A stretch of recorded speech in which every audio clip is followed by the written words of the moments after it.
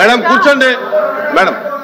LOP గారు ఇప్పుడు గౌరవ రామకృష్ణ గారు మాట్లాడారు. ప్లీజ్ మాధవ్ గారు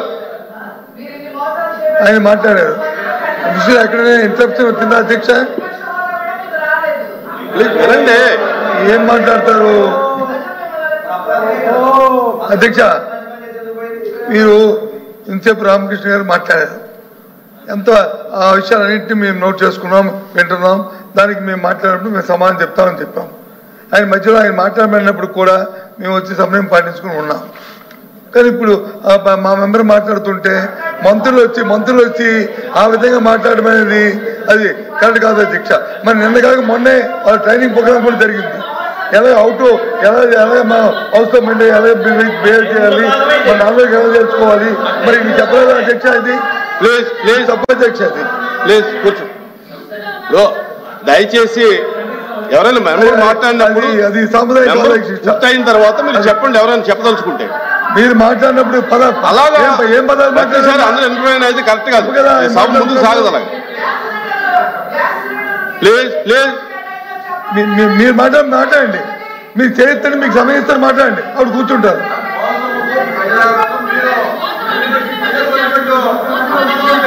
రాంభూపాల్ రెడ్డి గారు నా అమ్మ మాట్లాడు.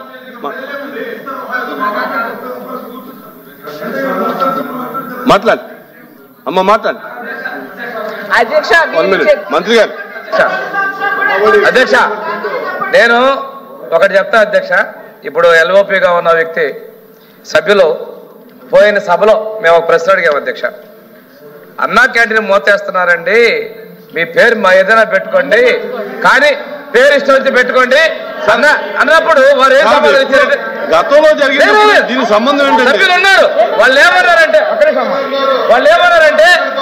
మేము మార్చము పెడతా ఉన్నారు. సభనంత తప్పుదార పెడితే వాళ్ళ మాటలు శాంతి అధ్యక్ష రికార్డు ఉన్నాయి. అందువల్ల మేము నియమాలు పాటిస్తాం, సభ్యులు గౌరవిస్తాం అధ్యక్ష. కానీ ఈ రోజు నీతులు చెప్తే కరెక్ట్ కదా అధ్యక్ష. ప్లీజ్ ఇప్పుడు ఎప్పుడో జరిగిన దానికి మళ్ళీ ఇప్పుడు మీరు మళ్ళీ మాట్లాడితే కరెక్ట్ కదా అధ్యక్ష. ప్లీజ్ మీరు సభను కంటిన్యూ చేస్తారా, వాయిదా చేయమంటారా? ఫైనాన్స్ మినిస్టర్ గారు, లెజిస్లేటివ్ అఫైర్స్ మినిస్టర్ గారు. ఇప్పుడు అధ్యక్ష సార్, ఇప్పుడు మనం ఒక నియమం పెట్టుకున్నప్పుడు ఇందాక మీరు చెప్పారు, సభ్యులు పూర్తయిన తర్వాత రాసుకుని చెప్పమని చెప్పారు. దానికి అందరూ ఓకే చేశారు. ఇలాగా మెంబర్ మాట్లాడేటప్పుడు 10 మంది లేచి మాట్లాడితే, మంత్రులు మాట్లాడే మెంబర్లు మాట్లాడితే ఈ సభ ఎలా నడుస్తుందండి అధ్యక్ష? సభను నడపడం మీకు ఖచ్చితంగా కష్టమవుతుంది అధ్యక్ష. అయితే బేసిక్ రూల్ ఒకటి మర్చిపోతున్నారు అధ్యక్ష. సభలు పబ్లిక్ స్పీచెస్ వేరు, పబ్లిక్ ప్లేసెస్ లో ఇచ్చే స్పీచెస్ వేరు, అసెంబ్లీలో మాట్లాడేటువంటి రెఫరెన్స్ వేరు అనేటువంటిది మనకి బేసిక్ ప్రిమిసెస్. సభ్యురాలు మాట్లాడుతూ చాలా డిరగేటరీ కామెంట్స్ చేసినప్పుడు సహజంగా ప్రభుత్వంలో అసలు మోసం అనేటువంటి పదాలు మాట్లాడినప్పుడు సభ్యులు ఏమన్నారంటే మోసానికి పేటెంట్ వైఎస్ఆర్సీపీ అనేటువంటిది ఆవిడ మాట్లాడారు. సో ఇవి ఎక్కడికి పోతాయి అధ్యక్ష? ప్రొవొకేషన్ ఎటు నుంచి వచ్చింది అనే దాన్ని బట్టి ఇవన్నీ ఉంటాయి. మాట్లాడేటువంటి సభ్యులు కొంచెం హుందాగా భాషను ఉపయోగించారు. 6 సూపర్ 6లో 3 సూపర్ 6లు ఇంట్రడ్యూస్ చేసిన తర్వాత ఇవేమీ జరగలేదు అని చెప్పినప్పుడు చివరిదాకా వెయిట్ చేయాలా? చెప్పుకునే ప్రయత్నం. నేను అన్నది దెర్ ఆర్ డీవియేషన్స్. మాకు అర్థమవుతుంది. ప్రతిపక్షం అనేది 10 పైసలు ఉంటే 10 రూపాయలు చూపించే ప్రయత్నం చేస్తుంది. మేము వాస్తవాలు చెప్పే ప్రయత్నం చేస్తాం. కానీ మరి పరిధి దాటి అంటే నేను అన్నది ఏంటంటే ప్రజా సమస్యలు ఎన్నైనా మాట్లాడండి. అటువంటిది ఏదైనా ఉంటే ఒకరిని లెగమనండి, మాట్లాడమనండి సార్.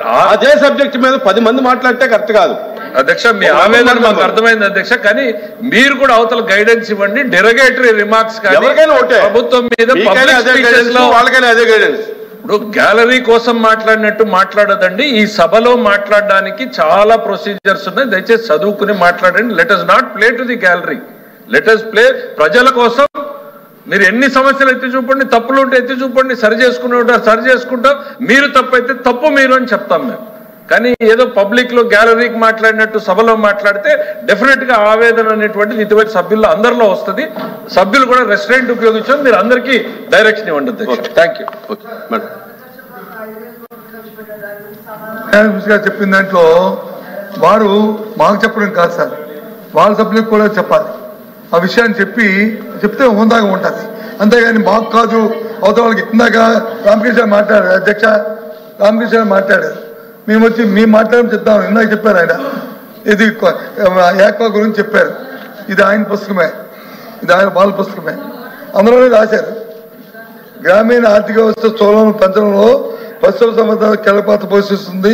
కోళ్ల పెంపకంలో మన రాష్ట్రం దేశంలోనే 2వ స్థానంలో ఉంది. మన రాష్ట్రం గుడ్ల ఉత్పత్తిలో 1వ స్థానంలో ఉంది. మాంస ఉత్పత్తిలో 4వ స్థానంలో ఉంది. మరియు పాల ఉత్పత్తిలో 5వ స్థానంలో ఉందని.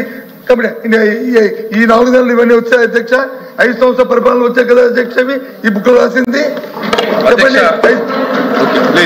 అధ్యక్ష. చాలా సంవత్సరాలు కాదు సార్, ఎల్ఓపి గారు మొదలైన దగ్గర నుంచి మొదలైన దగ్గర నుంచి సార్ చాలా సంతోషం అధ్యక్ష. ఎల్ఓపి గారు పుస్తకాన్ని అంత సీరియస్ గా చదివినందుకు ఫస్ట్ అయితే వారికి ధన్యవాదాలు చెప్తున్నా అధ్యక్ష. మొదటిసారి పుస్తకం కాకపోతే లెగసీ అనేటువంటిది 2014-19లో నుంచి ఆ సెక్టర్స్ లో అదే విధంగా వస్తుంది. ఆక్వా రంగం మీద మీరు వచ్చిన తర్వాత సార్, ఆక్వా రంగం మీద మీరు వచ్చిన తర్వాత ఒక్క నిమిషం సార్, వస్తాను సార్ మీరు ఎత్తిన అంశం. ఆక్వా రంగం మీద మీరు వచ్చి విద్యుత్ భారం వేసి ఆక్వా రంగాన్ని చంపేయాలని చూసినటువంటి ప్రభుత్వం మీది అనేటువంటిది ఈ సందర్భంగా గుర్తు చేసుకోండి. మీరు నేను అన్నది అది దట్ రెఫర్స్. మీరు చెప్పేది ఏంటంటే 4 నెలల్లో వచ్చింది అనేది కాదు. 2014-19లో వేసినటువంటి పునాదులతో ఈ రాష్ట్రంలో ఆక్వా రంగం దేశంలోనే ఫస్ట్ పొజిషన్ పోయింది. అది కంటిన్యూ అవుతుంది మీ ప్రయోజనం వల్ల కాదు. ఇవాళ పామాయిల్ రంగం భారతదేశంలోనే నంబర్ 1 ఉంది. కానీ మీ వలన కాదు. మీరు ₹1 సబ్సిడీ కూడా ఇవాళ కేంద్ర ప్రభుత్వం ఇచ్చినటువంటి సబ్సిడీల్ని కూడా డైవర్ట్ చేశారు. కానీ ప్రజలు ఇవాళ ఆ పామాయిల్ వేయడం వలన నంబర్ 1 ఉంది. సో ఏది ప్రభుత్వ విధానాల వల్ల ముందుకు వచ్చింది, ఏది ప్రజల వల్ల వచ్చింది అనేటువంటిది డిఫరెన్స్ మనం చూడాలి. డెఫినెట్ గా మీరు చేసింది ఏవైనా ఉంటే మీరు చేశారు అనేటువంటిది నేను రిప్లైలో చెప్తా. ఇదిగో ఈ రంగంలో మీరు బాగా చేశారు, you should have continued this, we will continue. మాకు లోకేష్ బాబు గారు ఇదే చెప్తారు. ఎందుకు చాలా ప్రోగ్రామ్స్ మా సభ్యుల నుంచి ఆవేదన వచ్చినప్పుడు ఇది వాళ్ళు పెట్టారు తీసేయాలి అని అంటే మా దాంట్లో ఒకే డిబేట్ జరుగుతుంది. వాళ్ళు చేసిన దాంట్లో మంచి ఉందా లేదా మనం వెరిఫై చేద్దాం. మంచి ఉంటే లెటర్స్ కంటిన్యూ, ఇంప్రూవ్ చేయగలిగితే ఇంకా ఇంప్రూవ్ చేద్దాం తప్ప బ్లైండ్ గా రివర్సల్ పాలసీకి వెళ్ళొద్దు అనేటువంటిది మా పార్టీలో తీసుకున్నటువంటి నిర్ణయం అధ్యక్ష. చాలా సంతోషం అధ్యక్ష. కానీ వారు మాట్లాడిన సబ్జెక్ట్ లో ఏముంది అధ్యక్ష, ఈ రాష్ట్రాన్ని వచ్చి సర్వనాశనం చేశారనే విషయాన్ని మరి రామకృష్ణ మాట్లాడిన మాటలు మరి దానికి ఆ వర్డ్ అప్లైడ్ అధ్యక్ష. అది అప్లైడ్ వర్డ్, అది అప్లైడ్ చెప్పండి అధ్యక్ష. రాష్ట్రాన్ని సర్వనాశనం చేసింది చంద్రబాబు ఏంలో చేశారు. అప్పుడులే అబద్ధాలు చెప్పారు, అబద్ధాలు చెప్పి ఇవాళ అధికారంలోకి వచ్చారు. అధికారంలోకి వచ్చి అబద్ధాలు నదార్చడానికి కావాల్సిన బడ్జెట్ లో ప్రాబ్లం చేయలేదని చెప్పి మా మెంబర్ అడుగుతున్నారు. అది తప్పు అధ్యక్ష. మీరు ఇచ్చే వాగ్దానం నెరవేర్చిన బాధ్యత ఉంది కదా, దానికి కావాల్సిన అలిగేషన్స్ ఏవి, వాటి ఎలా చేస్తారు, ఎప్పుడు చేస్తారు, ఏ రోజు చేస్తారని మా మెంబర్ అడుగుతారు. అది తప్పు అంటారు కదా అధ్యక్ష. దానికి సహిస్తారు కదా మీరు. అది చెప్పండి అధ్యక్ష. అది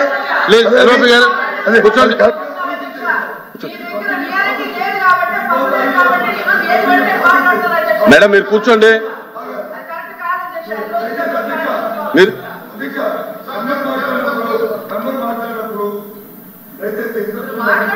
లేదు అది తెస్తండి, మాకు అభ్యంతరలే. మేము కూడా మాట్లాడతాం, మాకు అభ్యంతరం. మేము గౌరవ సాంప్రదాయాలు ఉండాలని కోరుకుంటున్నాం. లేదు కాదు డిస్టర్బెన్స్ కావాలి, అదే కావాలి. రాంభూపాల్ రెడ్డి గారు, రాంభూపాల్ రెడ్డి గారు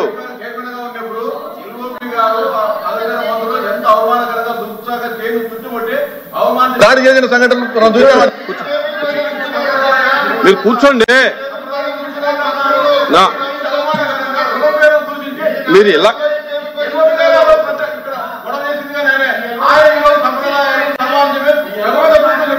ఏంటండి ఇది మంచి సాంప్రదాయం కాదు. మీరు మెంబర్ మాట్లాడుతుంటే అంతమంది అడ్డుకుంటే ఎలాగా? అది మంచిది కాదు.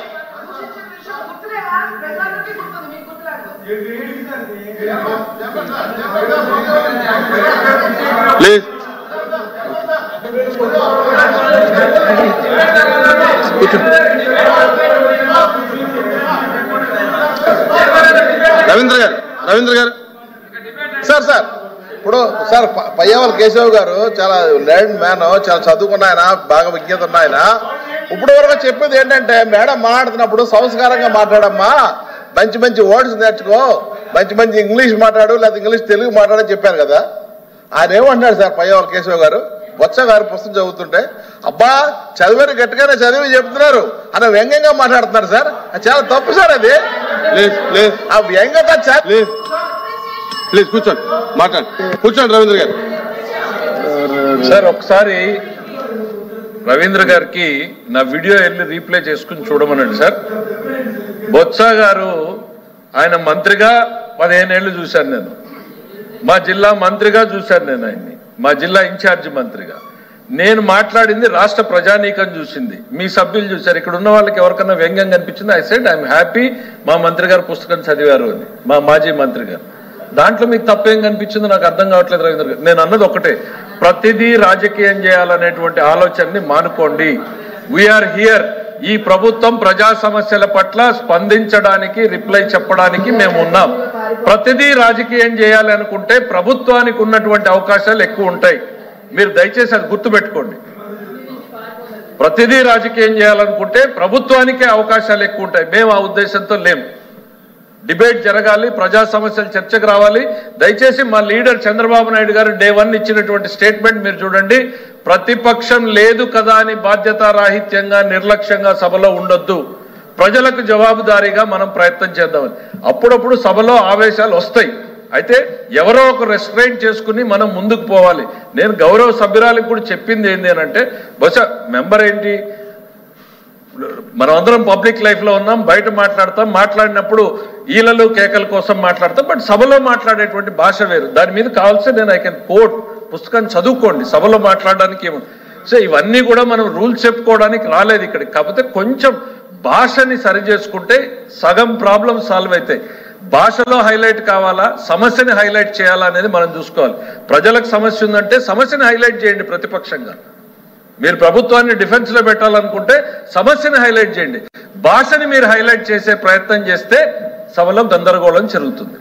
దయచేసి దేర్ ఇస్ అ డిఫరెన్స్. ఈ రెండు డిఫరెన్స్ ఉన్నాయనేది గుర్తుంచుకోండి. రవీంద్ర గారు కూర్చోండి, రవీంద్ర గారు కూర్చోండి, మేడం మాట్లాడండి. సార్ చర్చను ముందుకెళ్ళండి. రవీంద్ర గారు డెకరం ఆఫ్ ది హౌస్ గురించి మాట్లాడుతున్నారు. సార్ మీ మంత్రి గారి టేబుల్ పైన నుంచున్నారు సార్. నేను ఇందాక తెలుసు, మంత్రి గారి టేబుల్ పైన నుంచున్నారు. నేను డెకరం ఆఫ్ ది హౌస్ మాట్లాడుతున్నాను అధ్యక్ష. లెగసీ వచ్చినటువంటి దాన్ని మేము సరిచేసి సరిదిద్ది సంప్రదాయాల్ని నెలకొల్పాలనే ఆలోచనతో మేము ముందుకెళ్తున్నాం. మీరు డెకరం గురించి మీరు మాట్లాడితే నేను ఒక్కటే చెప్తున్నా, గత 5 సంవత్సరాల రికార్డులు తీయండి. ప్రభుత్వం ఏ రకంగా బిహేవ్ చేసిందో మేము we will implement the same. మీకు అదే కరెక్ట్ అనిపిస్తే అట్లానే ప్రభుత్వం బిహేవ్ చేస్తుంది. మీకు గత 5 సంవత్సరాల్లో ప్రభుత్వం ఎట్లా బిహేవ్ చేసిందో అది కరెక్ట్ అని మీరు అనుకుంటే మేము అట్లానే బిహేవ్ చేస్తాం. కానీ